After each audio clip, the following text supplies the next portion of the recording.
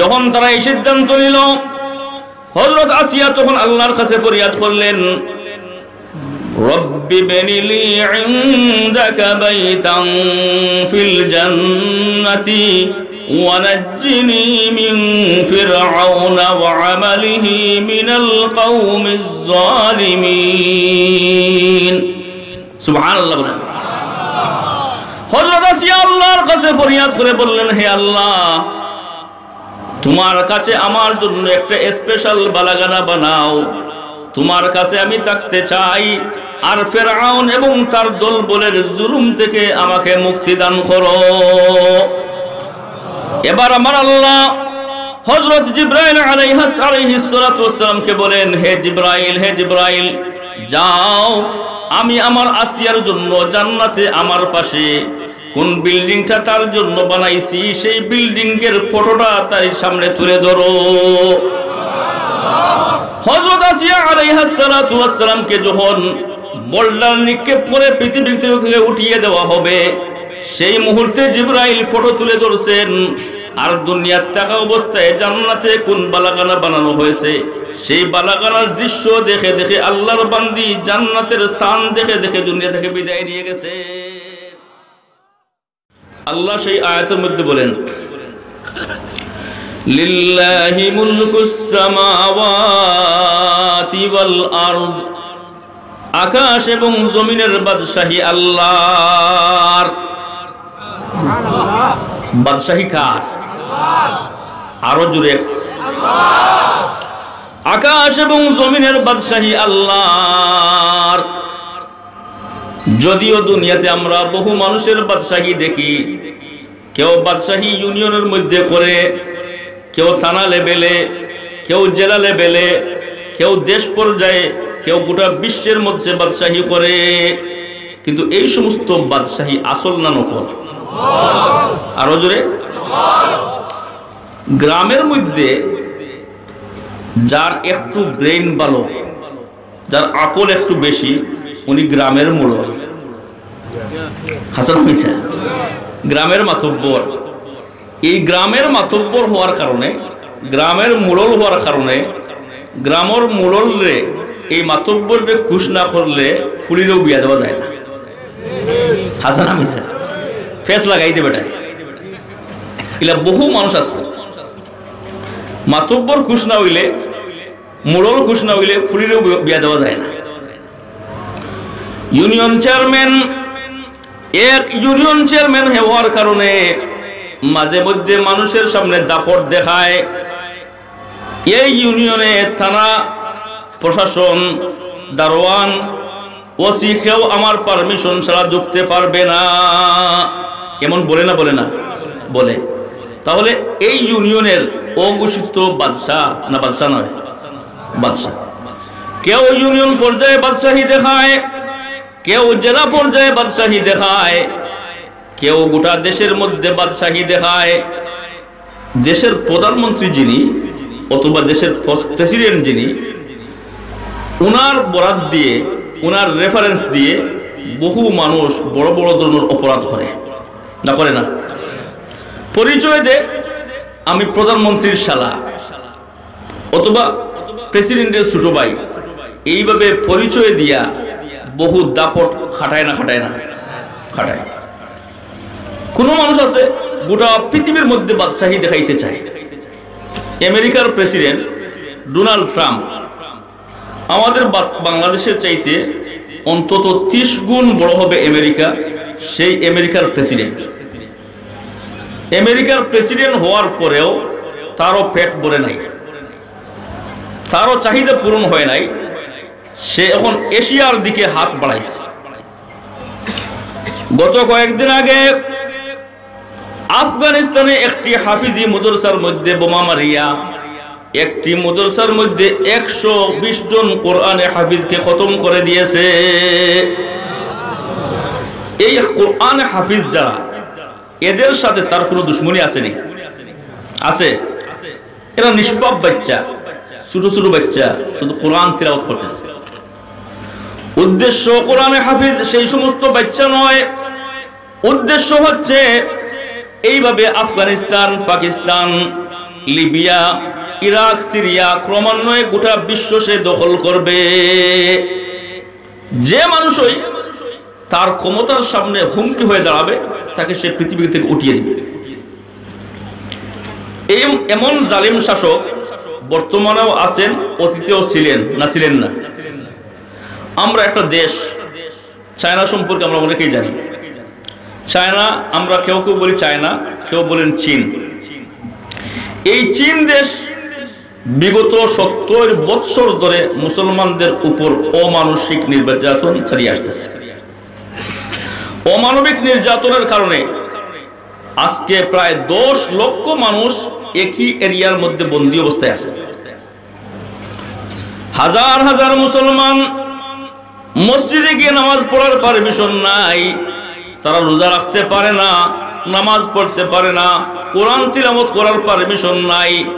গত কয়েক সপ্তাহ আগে ঘোষণা দিয়েছে কোনো মানুষ এসে মসজিদে নামাজ পড়তে পারবে না। একটু জোরে বলেন নাউযুবিল্লাহ।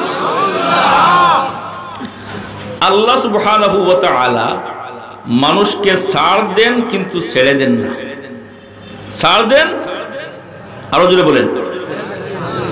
আল্লাহ একটু ডিল দেন, তো ডিল পাইয়া মানুষে মনে করে যে আল্লাহ আমাকে কিছু করতে পারবেন না। এরকম মাঝে মধ্যে মানুষের ধারণা আসে না? আসে। চায়নার প্রধানমন্ত্রী সে ঘোষণা দিয়েছে কোনো মুসলমান প্রকাশ্যে কোনো মসজিদে গিয়ে নামাজ পড়তে পারবে না। যে নামাজ পড়বে তাকে জেলের মধ্যে ঢুকানো হবে। এইভাবে চায়নার মধ্যে হাজার হাজার মসজিদ আছে, হাজার হাজার মাদ্রাসা আছে, হাজারো হাজার মসজিদ, হাজারো হাজার মাদ্রাসা থাকার পরেও মুসলমানরা সেখানে গিয়ে নামাজ পড়তে পারে না। এজন্য মুসলমানরা চোখের পানি পাড়াইয়া শুধু খাচ্ছে। গত কয়েকদিন আগে দেখা গেল বিভিন্ন মসজিদে তারা বুলডোজার দিয়া মসজিদ ভাঙার জন্য বড় বড় মেশিন ব্যবহার করিয়া মসজিদ ভাঙতেছে। যখন মসজিদ ভাঙতেছে মুসলমানরা বুক ফাটা কান্না করতেছেন, আল্লাহর কাছে ফরিয়াদ করতেছেন। কিন্তু চায়নার এমন একটা অবস্থা, সে দেশে পৃথিবীর অন্য কোনো মানুষ ঢুকার কোনো পারমিশন নাই। আমেরিকা ঢুকতে পারে না, সৌদি আরব ঢুকতে পারে না, বিশেষ করে মানব অধিকার সংস্থার কোনো কর্মী সেখানে ঢুকার কোনো পারমিশন নাই। এজন্য মুসলমানরা কোন অবস্থায় আছেন একমাত্র আল্লাহ ছাড়া কেউ জানে না। মাঝে মধ্যে আমেরিকা এবং লন্ডনের কিছু মানব অধিকার কর্মী সেখানে গোপনে গোপনে গিয়া ভিডিও উঠায়। চায়নার সাথে আমেরিকার একটা দ্বন্দ্ব আছে। চায়না চাচ্ছে গোটা পৃথিবীর মধ্যে সে রাজত্ব করবে, আর আমেরিকা চাচ্ছে সে গোটা পৃথিবীর মধ্যে রাজত্ব করবে। এই রাজত্ব নিয়ে চায়না এবং আমেরিকার মধ্যে একটা দ্বন্দ্ব আছে। চায়নাকে গোটা বিশ্ববাসীর সামনে একটি খারাপ দেশ, অমানবিক দেশ প্রমাণ করার জন্য মাঝে মধ্যে আমেরিকা গোপনে গোপনে গিয়ে সেখানে কিছু ভিডিও উঠায়। এই ভিডিওগুলোর মাধ্যমে আসলে চায়নায় কি হচ্ছে সেটা দুনিয়ার মানুষ দেখতে পায়। কিছুদিন আগে বিবিসির সাক্ষাতে দেখা গেল একজন মহিলা সাক্ষাৎ দেওয়ার সময় বলছে, 10 বছর আগে আমার ঘর থেকে আমার স্বামীকে ধরিয়ে নেওয়া হয়ে গেছে। 10 বছর হয়ে গেছে, এখন পর্যন্ত জানি না আমার স্বামী কোথায় আছে। ওই মহিলা বললেন, শুধু আমি নয়, এইভাবে হাজার হাজার মহিলারা আছেন, তারা জানে না তাদের স্বামী কোথায়, তারা জানে না তাদের বড় ছেলে কোথায়। কর্মসক্ষম, কাজ করতে সক্ষম যত পুরুষ আছে সমস্ত পুরুষদেরকে তারা ধরে ধরে নিয়ে তাদের শরীর থেকে তাদের কিডনি, বাল্ব, যত অঙ্গ প্রত্যঙ্গ আছে সমস্ত অঙ্গ প্রত্যঙ্গ কাটিয়া অন্য জায়গার মধ্যে তারা বিক্রি করে এবং মুসলমানদেরকে তারা চিরদিনের জন্য পঙ্গু করে পালায়। এই অবস্থাটা আমরা জানলাম আমেরিকার গোপন সংবাদের মাধ্যমে। আল্লাহ সুবহানাহু ওয়া তাআলা ছাড় দেন, একটু জোরে বলেন, ছেড়ে দেন না। আল্লাহ ডিল দেন, কিন্তু এরপরে হঠাৎ করে রশি টান দেন না। আমরা বর্ষি ছাড়ি তো মাছ ইচ্ছা মতো ট্যাবলেট গিলতে আছে, মনে করতেছে যেখানে ইচ্ছা সেখানে নিয়ে এসে ট্যাবলেট নিয়ে চলে যাবে। কিন্তু যে ব্যক্তি বলছি নদীর মধ্যে ফালাইছে সে ছেড়ে দে কিন্তু ছাড় দে না। যখন তার উড়াই আনার প্রয়োজন আস্তে আস্তে রশি ধরিয়া টান দে, ঠিক কিনা? ঠিক তেমনি ভাবে আল্লাহ সুবহানাহু ওয়া তাআলা বিগত 70 বছর চায়নাকে ছাড় দিয়েছেন। এবার আল্লাহ গোটা বিশ্ববাসীর সামনে আল্লাহই প্রমাণ করতে চান, এজন্য একটি মহামারী দান করলেন, একটি বড় রোগ দিলেন, যে রোগের নাম হচ্ছে করোনা ভাইরাস। মারাত্মক একটা রোগ, যে রোগের নাম ইতিপূর্বে পৃথিবীর মানুষ আর কখনো শুনে নাই। করোনা ভাইরাস এমন একটা রোগ যে রোগের কোনো ঔষধ নাই। এই রোগের কারণে হাজার হাজার চাইনিজ মানুষ আজকে আক্রান্ত। এমন ভাবে আক্রান্ত হয়েছে যে মানুষই আক্রান্ত হয় অন্য মানুষ তার কাছ থেকে শুধু পালায়। আজকে চায়নার মানুষ আমেরিকাতে আছে, ইউরোপে আছে, সৌদি আরবে আছে, বাংলাদেশেও আছে। পৃথিবীর যেখান থেকে মানুষ চাইনিজ মানুষকে দেখে সাথে সাথে তাদেরকে ঘৃণা করে সেখান থেকে শুধু পালাইতে থাকে। আল্লাহ সারা দুনিয়ার মানুষের অন্তরে চাইনিজ মানুষের ঘৃণা সৃষ্টি করে দিয়েছেন। এখন সমস্ত দুনিয়ার মানুষ চাইনিজকে ঘৃণা করে। এই অবস্থা দেখে চাইনিজরা মুক্তি পাওয়ার জন্য যে সমস্ত মুসলমানদেরকে তারা আগে মারছিল, মসজিদ থেকে বাগাইছিল, তাদের কাছে গিয়ে পাও ধরিয়া বলতেছে, বাবারা তোমরা একটা কাজ করো, তোমাদের আল্লাহর কাছে আমাদের জন্য একটু তওবা করো। জোরে বলেন সুবহানাল্লাহ। চাইনিজ প্রধানমন্ত্রী যে একটা মসজিদ নির্মাণ করা তো দূরের কথা, শত শত মসজিদ ভেঙে চুরমার করে দিয়েছিল। সে মুসলমানদেরকে অনুরোধ করতেছে, তোমরা যাও মসজিদে গিয়ে নামাজ পড়ো এবং এই রোগ মুক্তির জন্য আল্লাহর কাছে মাফি চাও। চাইনিজ মুসলমানরা চায়নার প্রধানমন্ত্রীকে বললেন, শুধু আমরা আল্লাহর কাছে ক্ষমা চাইলে হবে না, তোমরাও এদেশের নাগরিক, তুমি দেশের শাসক, আমাদের সাথে তোমাকেও আল্লাহর কাছে মাফি চাইতে হবে। এজন্য গত সপ্তাহে দেখা গেল যে মসজিদের মধ্যে মুসলমানরা নামাজ পড়তেছেন, মুসলমানদের সাথে চায়নার প্রধানমন্ত্রী সেও আসিয়া ডাইরেক্ট ইমাম সাহেবের পিছনে দাঁড়াইয়া নামাজ পড়তেছে, দাঁড়াইতেছে, রুকু করতেছে, আল্লাহর কদমের সামনে তার মাথা নত করিয়া আল্লাহকে সিজদা দিচ্ছে। তাহলে আসল বাদশা চায়নার প্রধানমন্ত্রী না আল্লাহ? আরো জোরে বলেন আল্লাহ। আল্লাহ এইভাবে মাঝে মধ্যে প্রমাণ করে। এটা হচ্ছে দুনিয়ার প্রমাণ, একবার না কতবার আল্লাহ প্রমাণ করছে। ফেরাউন সে গোটা বিশ্ববাসীর সামনে ঘোষণা দিল, আনা রব্বুকুমুল আ'লা, আমি হচ্ছি সবচেয়ে বড় খোদা। আরো জোরে। তার দাবি পৃথিবীর মধ্যে যত খোদা আছেন, যত ভগবান আছেন, সব চাইতে বড় খোদা হচ্ছে সে নিজে। যে ব্যক্তি তার এই দাবির সামনে সাংঘর্ষিক হয়ে দাঁড়ায়, প্রতিবাদী হয়ে দাঁড়ায়, তাকে আর সে পৃথিবীতে থাকতে দেয় না। এজন্য সে হাজারো হাজার লক্ষ লক্ষ মানুষকে হত্যা করেছে শুধুমাত্র তাকে খোদা না মানার কারণে। এমন অবস্থা হয়ে দাঁড়াইল পৃথিবীর মধ্যে তার বিরুদ্ধে কথা বলার মতো কোনো মানুষ নাই। কোনো চেয়ারম্যান, কোনো এমপি, কোনো মন্ত্রী, কোনো প্রধানমন্ত্রী, কোনো দেশের প্রেসিডেন্ট তার সামনে কথা বলতে পারে না। সমস্ত মানুষ তাকে নির্দ্বিধায় খোদা মানিয়ে নিছে। আল্লাহ সুবহানাহু ওয়া তাআলা সিদ্ধান্ত নিলেন, হে ফেরাউন, এতদিন পর্যন্ত তোমাকে ছাড় দিয়েছি, এবার আর তোমাকে ছাড় দেওয়া যায় না। এবার আমি আল্লাহ তোমার ঘরের ভিতরেই ঈমানের বাতি জ্বালাবো। আরো জোরে বলেন সুবহানাল্লাহ।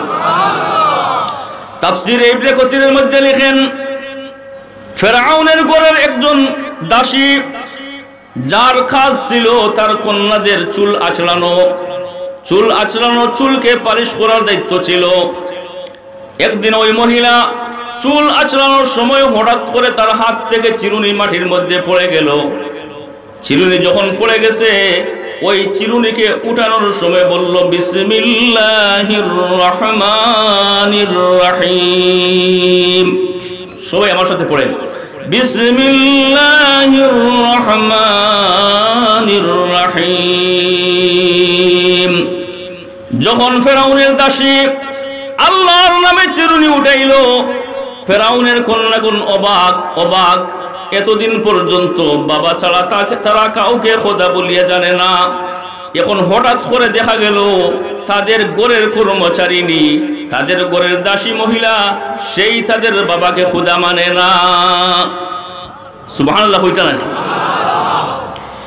এই অবস্থা দেখে তারা যখন তাদের বাবার কাছে সংবাদ দিল, হে বাবা, গোটা বিশ্বের সামনে তুমি প্রভুত্ব করো, রাজত্ব করো, হাজার হাজার বাদশাহ, হাজার হাজার মন্ত্রী এমপি তোমাকে খোদা মানে, কিন্তু তোমার ঘরের দাসী, তোমার ঘরের কর্মচারী মহিলা, সেই তোমাকে খোদা মানে না। এই সংবাদ শুনিয়া ফেরাউন খুশি না বেজার? কতখান বেজার, তার সীমা আছে? সীমা নাই। বাহিরের একজনে যদি আমাকে খোদা না মানে, আচ্ছা নাও মানুষ, এটা মানা যায়, কিন্তু আমার ঘরের বউ অথবা আমার ঘরের কর্মচারী, সে যদি আমাকে খোদা না মানে, তে গুসা কতখান, এর কোনো সীমা আছে? সীমা নাই। ফেরাউন সিদ্ধান্ত নিল, আমার ঘরের কর্মচারী, আমার ঘরের দাসী মহিলা, আমার ঘরের বেতনভুক্ত মহিলা, আমার ঘরে খায়, আমার ঘরের মধ্যে থাকে, আমার ঘর থেকে বেতন নেই, সে আমাকে খোদা মানে না। এমন শাস্তি দিব, এমন শাস্তি দিব, যে শাস্তিটা গোটা বিশ্ববাসীর জন্য উদাহরণ স্বরূপ থাকবে। জোরে বলেন নাউযুবিল্লাহ। এজন্য সে তার কর্মচারীদেরকে নির্দেশ দিল যে বড় করে একটা অগ্নিকুণ্ড তৈরি করো, আর অগ্নিকুণ্ডের মধ্যে বড় একটা কড়াই নিয়ে আসো, কড়াইয়ের মধ্যে তেল গরম করতে থাকো, তেল গরম করতে থাকো। অগ্নিকুণ্ডের মধ্যে তেলের বড় কড়াই, সেখানে তেল দিয়া ঘন্টাকে ঘন্টা, দিনকে দিন গরম করা হইল তেল। তেল গরম হওয়ার পরে যখন চতুর্দিকে ছড়িয়ে ছিটিয়ে পড়তেছে, এত উত্তপ্ত গরম যখন হয়ে গেল, ফেরাউন নির্দেশ দিল ওই মহিলা এবং তার কুলের শিশুকে অগ্নিকুণ্ডের মধ্যে গরম তেলের মধ্যে তোমরা নিক্ষেপ করো। জোরে বলেন নাউযুবিল্লাহ। ফেরাউন এই মহিলা এবং তার কুলের শিশুকে গরম তেলের মধ্যে নিক্ষেপ করবে, এটা ছোট পরীক্ষা না বড় পরীক্ষা? মুখ দিয়ে ওয়াজ করা বড় সহজ, কিন্তু আগুনের সামনে নিয়ে যদি খোয়া হয় যে হুজুর আপনি 10টা মিনিট আগুনের ভিতরে থাকুক, পরীক্ষা সহজ না কঠিন? কঠিন। তখন বোঝা যাবে যে কার ইমান কতখান মজবুত। এই অবস্থায় এই নারী চিন্তার মধ্যে পড়লেন যে নিজের কুলের শিশু কোনোদিন আমার কুল থেকে একটু সরাই নাই, এখনো আমার স্তন থেকে দুধ খাইতেছে, আমার চোখের সামনে আমার কুলের শিশুকে নিক্ষেপ করা হবে, কিভাবে সহ্য করব, কিভাবে সহ্য করব? একদিকে ইমানের দাবি, ইমানের দাবি, অপরদিকে সন্তানের মহব্বত, উভয়টা সাংঘর্ষিক হয়ে দাঁড়াই গেল। আল্লাহর বান্দী যখন চিন্তা করতেছেন, এমন সময় আল্লাহ ওই কুলের শিশুর জবান খুলে দিলেন। আরো জোরে বলেন সুবহানাল্লাহ। তাফসীরের মধ্যে লেখেন, পৃথিবীর মধ্যে 3টা শিশু মায়ের কুলে থাকা অবস্থায় কথা বলেছে, তোর মধ্যে একটা শিশু ছিল হযরত ঈসা আলাইহিস সালাম। ঈসা আলাইহিস সালাতু ওয়াস সালাম উনার মার ঘর থেকে যখন জন্ম নিলেন, তখন চতুর্পাশ থেকে মহিলারা আসিয়া হযরত মরিয়মকে ধরল, ও মরিয়ম, বিয়াও নাই, শাদী নাই, আর তুমি বড় নেককার মহিলা, মাও বালা বাপও বালা, তোমার ঘরে যে ই কোন খাম ঘটলো, বিয়া ছাড়া হরুতা। চিন্তা করি দেখুন, এখন মুখ আর আছেন? মুখ আছে? নাই। আল্লাহর বান্দী বড় চিন্তার মধ্যে পড়লেন।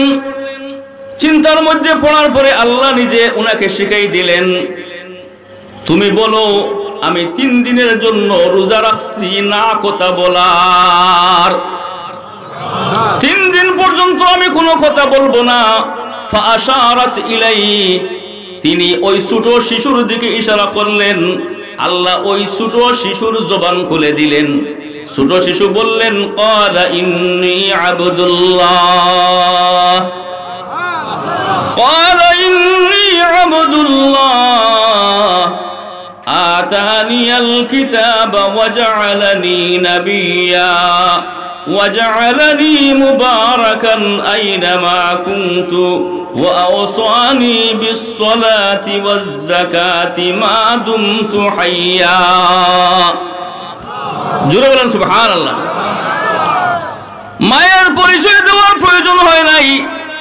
ঈসা আলাইহিস সালাতু ওয়াস সালাম দুনিয়ার কাফির মুশরিকদের চোখের মধ্যে আঙ্গুল দিয়ে বললেন, আমার পরিচয় মায়ের কাছ থেকে নেওয়ার প্রয়োজন নাই, বাবা নাই সেজন্য চিন্তিত হয় না, আমার পরিচয় আমি নিজেই দিব।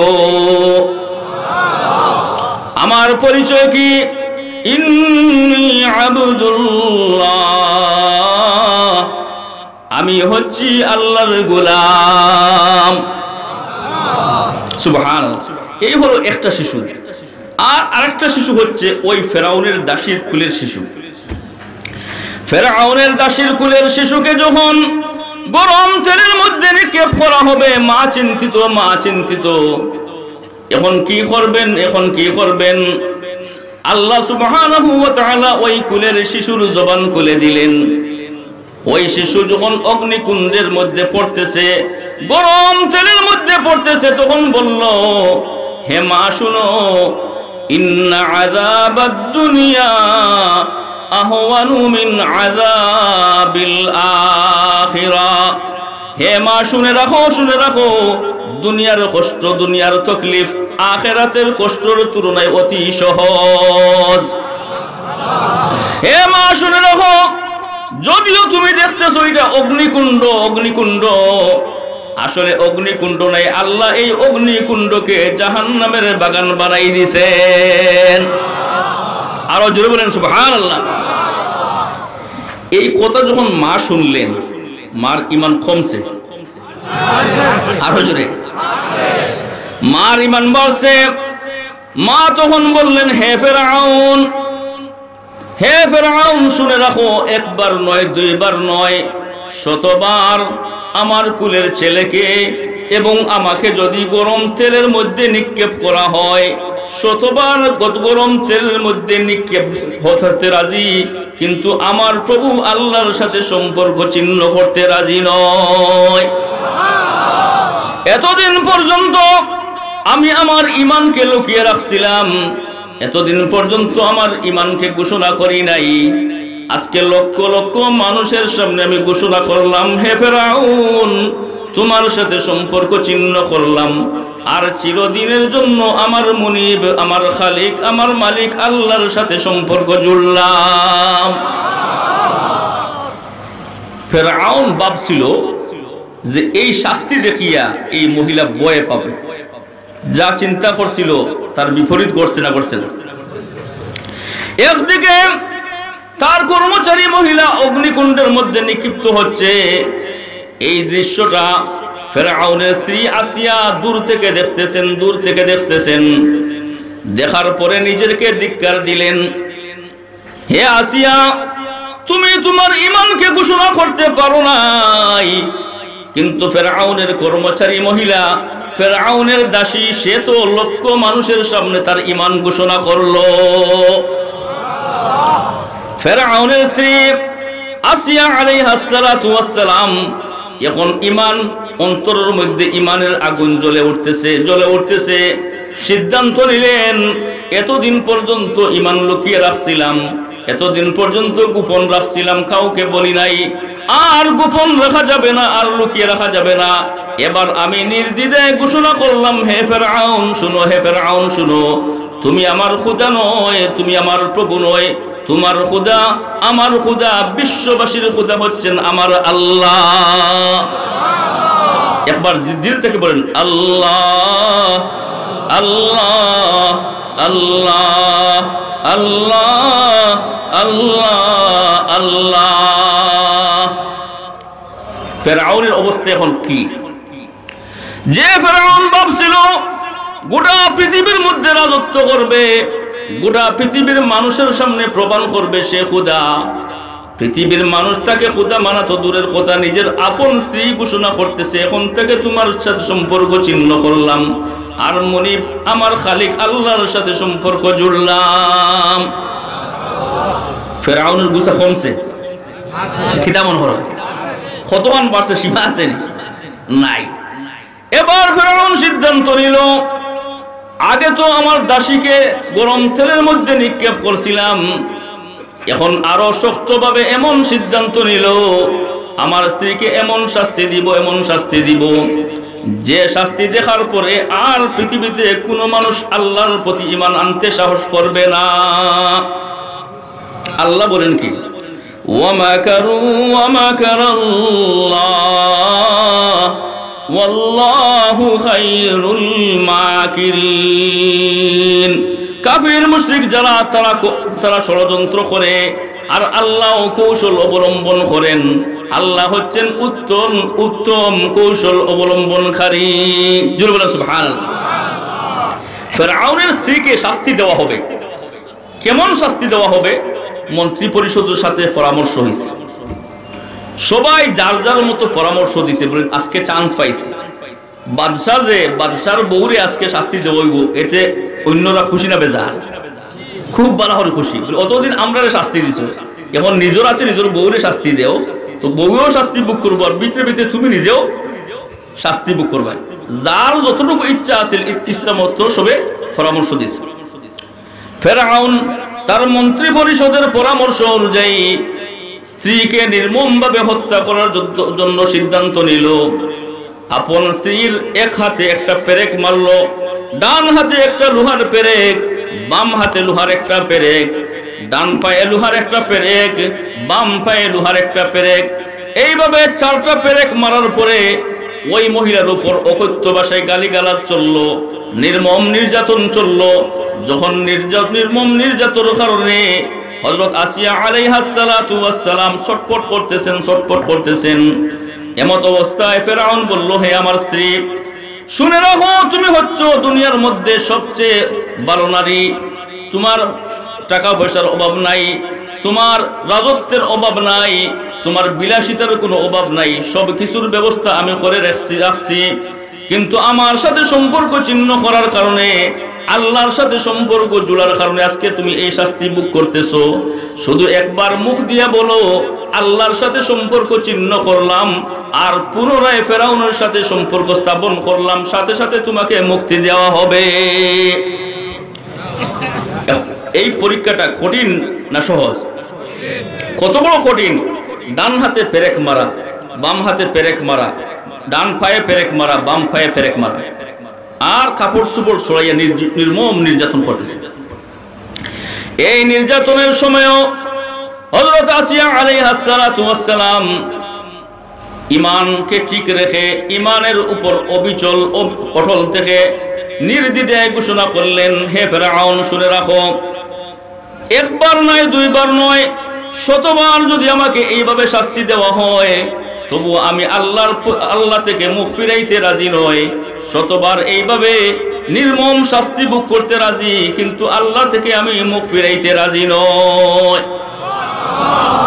এবার ফেরাউন সিদ্ধান্ত নিল যে একটা কাজ করো, পাহাড় থেকে বড় একটা বোল্ডার আনো, পাহাড় থেকে বড় একটা বোল্ডার আনিয়া আর একসাথে ধাক্কা মারিয়া আসিয়ার উপরে পালাও, যাতে ওই বোল্ডারের ধাক্কায় আসিয়ার শরীর চূর্ণ বিচূর্ণ হইয়া মাটির সাথে মিশে যায়।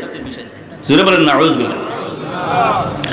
যখন তারা এই সিদ্ধান্ত নিল, হযরত আসিয়া তখন আল্লাহর কাছে ফরিয়াদ করলেন, রব্বি বনিলি ইনদাকা বাইতান ফিল জান্নাতি ওয়া নাজ্জিনি মিন ফিরআউনা ওয়া আমালিহি মিনাল কওমিজ জালিমিন। সুবহানাল্লাহ। হযরত আসিয়া আল্লাহর কাছে ফরিয়াদ করে বললেন, হে আল্লাহ, তোমার কাছে আমার জন্য একটা স্পেশাল বালাগানা বানাও, তোমার কাছে আমি থাকতে চাই, আর ফেরাউন এবং তার দলবলের জুলুম থেকে আমাকে মুক্তি দান করো। এবার আমার আল্লাহ হযরত জিবরাইল আলাইহিস সালাতু ওয়াস সালামকে বলেন, হে জিবরাইল, যাও, আমি আমার আসিয়ার জন্য জান্নাতে আমার পাশে কোন বিল্ডিংটা তার জন্য বানাইছি সেই বিল্ডিং এর ফটোটা তার সামনে তুলে ধরো। হযরত আসিয়া আলাইহিস সালাতু ওয়াস সালামকে যখন বোল্ডার নিক্ষেপ করে পৃথিবী থেকে উঠিয়ে দেওয়া হবে, সেই মুহূর্তে জিবরাইল ফটো তুলে ধরছেন। আর দুনিয়ার থাকা অবস্থায় জান্নাতে কোন বালাখানা বানানো হয়েছে সেই বালাখানার দৃশ্য দেখে দেখে আল্লাহর বান্দি জান্নাতের স্থান দেখে দেখে দুনিয়া থেকে বিদায় নিয়ে গেছে। এই সময়ে ইমানের উপর অটল থাকাটা বড় কঠিন, কিন্তু এমন সময়েও যারা ইমানের উপর অটল থাকেন আল্লাহর পক্ষ থেকে ওই মৃত্যুর সময় সরাসরি সাহায্য চলে আসে।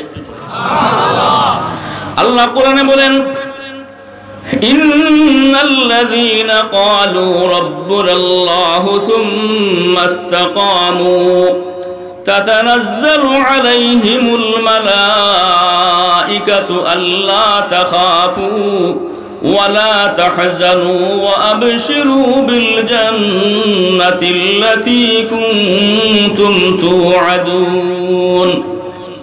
আল্লাহ বলেন, যে সমস্ত মানুষ আল্লাহকে আল্লাহ মানিয়া স্বীকার করে, আল্লাহ বলিয়া স্বীকার করে, মুখে বলে আল্লাহ আমাদের প্রভু আল্লাহ, একবার আমরা সবাই দিল থেকে বলি আল্লাহ আল্লাহ আল্লাহ আল্লাহ।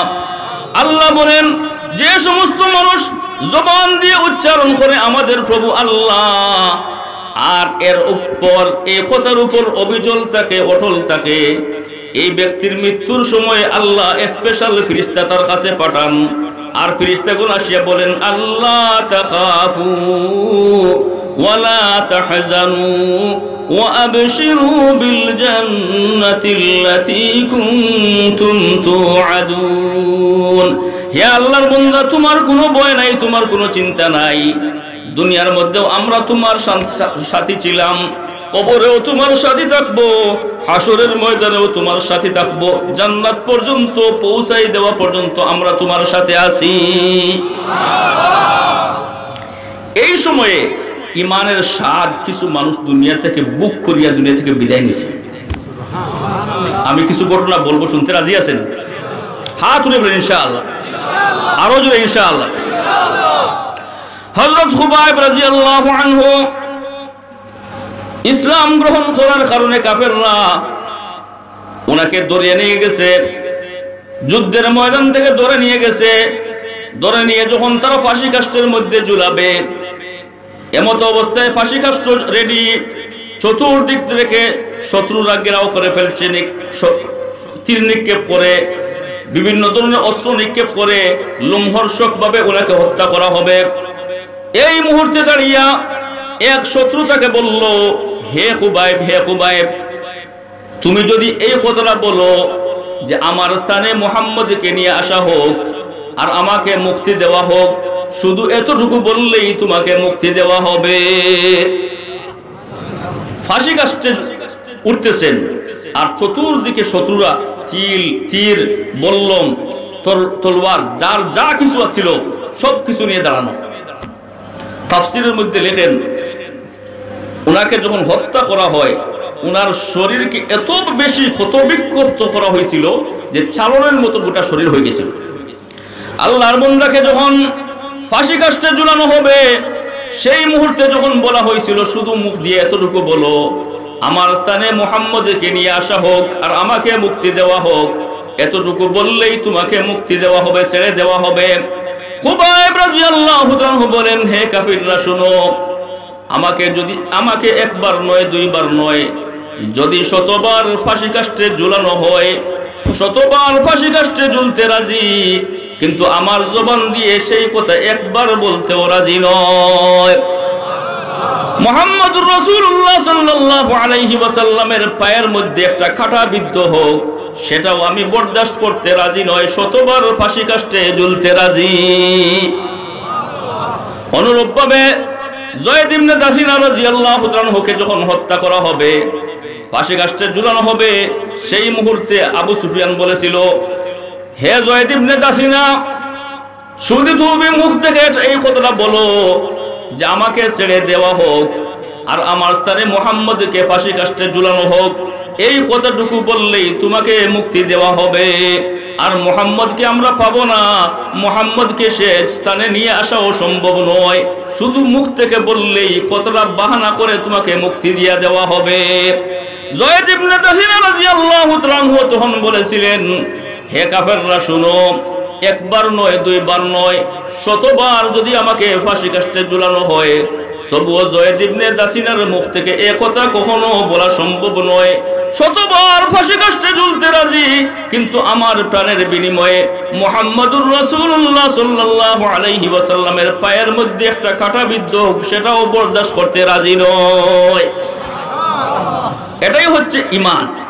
এই ঈমানের কারণে খুবাইব রাদিয়াল্লাহু তাআলা আনহু যখন দুনিয়া থেকে বিদায় নিতেছেন, আল্লাহর কাছে একটা ফরিয়াদ, হে আল্লাহ, আমাকে তো ফাঁসি কাস্টে ঝুলানো হচ্ছে, কাফেররা আমাকে নির্মমভাবে হত্যা করতেছে, এই সময় খানো আমার প্রিয় নবী মুহাম্মদুর রাসূলুল্লাহ সাল্লাল্লাহু আলাইহি ওয়াসাল্লামকে একটা সালাম দিয়ে আমি দুনিয়া থেকে বিদায় নিতে চাই। কিন্তু আফসোস, এই মুহূর্তে এখানে কোনো মুসলমান নাই, কোনো মুসলমান নাই। আমার সালামটা প্রিয় নবীর কাছে কে পৌঁছাই দিবে?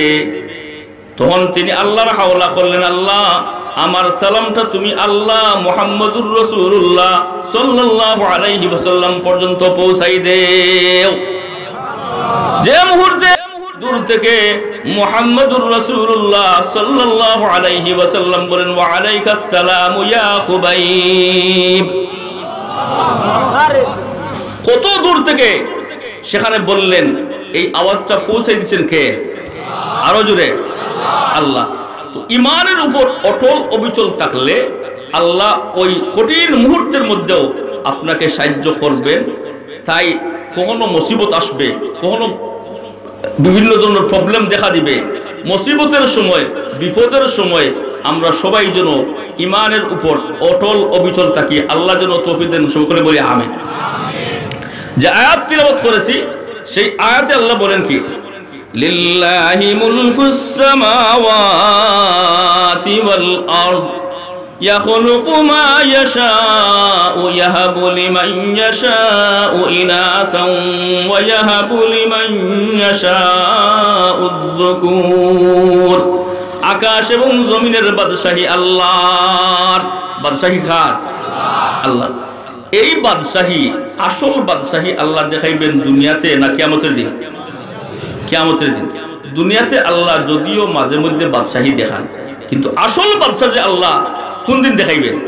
কিয়ামতের দিন।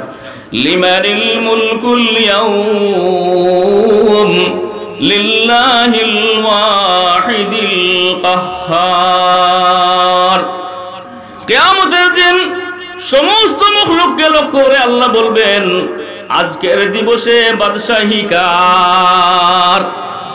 আরো জোরে, হাজার হাজার লক্ষ লক্ষ মানুষের সামনে, লক্ষ কোটি মখলুকের সামনে আল্লাহ যখন বলবেন আজকের দিবসে বাদশাহী কার, সমস্ত মখলুক তর তর করে কাঁপবে, তর তর করে কাঁপবে। কারো জবান থেকে কোনো কিছু উচ্চারিত হবে না, কারো জবান থেকে কোনো কিছু উচ্চারিত হবে না। আল্লাহ সমস্ত পৃথিবীকে নিজের মুষ্টির মধ্যে ধারণ করবেন, সাত আসমানকে বাজ করিয়া ডান হাতের উপর নিয়ে আসবেন। এইভাবে আল্লাহর বড়ত্ব দেখাই আল্লাহ বলবেন, আনাল মালিকু ওয়া আইনা মুলুকুল আরদ, আমি হচ্ছি বাদশাহ, দুনিয়ার বাদশাহগণ আজকে কোথায়? আল্লাহ দুনিয়াতে যে সমস্ত মানুষ বড় বড় বাদশাহী করেছিল, ফেরাউন, নমরুদ, সাদ্দাত, তাদের নাম ধরে ধরে বলবেন, কোথায় ফেরাউন, কোথায় কারুন, কোথায় নমরুদ, কোথায় সাদ্দাত, তোমাদের বাদশাহী আজকে কোথায়? কারো জবান থেকে কোনো কিছু উচ্চারিত হবে না, সবাই নীরব নিস্তব্ধ।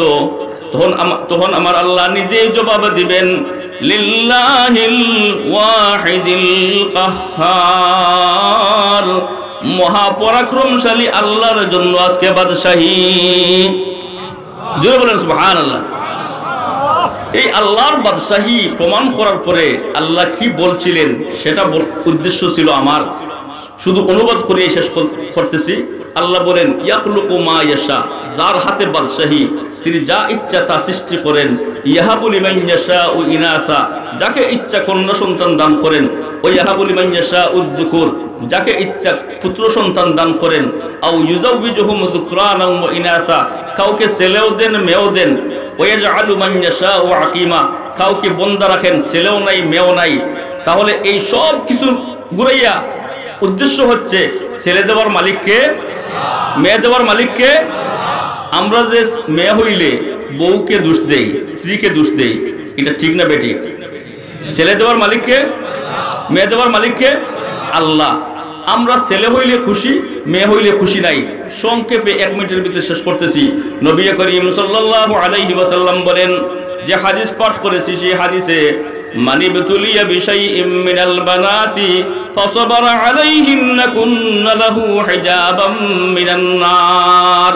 যে ব্যক্তিকে কন্যা সন্তান দিয়ে পরীক্ষা করা হয়, কন্যা সন্তান দেওয়া হয়েছে আর কন্যা সন্তান দিয়ে তাকে পরীক্ষা করা হইতেছে, আর সে পরীক্ষার মধ্যে ধৈর্য ধারণ করতেছে, সবর করতেছে, তাদের সাথে ভালো ব্যবহার করে, তাদেরকে ভালো খাবার দান করে, উত্তম আচরণ করে, তাদেরকে আদব কায়দা শিক্ষা দেয়, ওই কাজগুলো করার কারণে আল্লাহ বলেন ওই কন্যা সন্তানগুলো ওই ব্যক্তির জাহান্নামের পথে পর্দা হয়ে যাবে। ওই কন্যা সন্তানগুলো তাকে জাহান্নামে যেতে দিবে না। এজন্য কন্যা সন্তানের সাথে, মেয়েদের সাথে, বোনদের সাথে ভালো ব্যবহার করতে রাজি আছেন? আল্লাহ যেন আমাদের সমাজকে এই সত্যটুকু বোঝার তৌফিক দান করেন এবং শান্তিময় সুখময় জীবন এবং সমাজ দান করেন। সকলে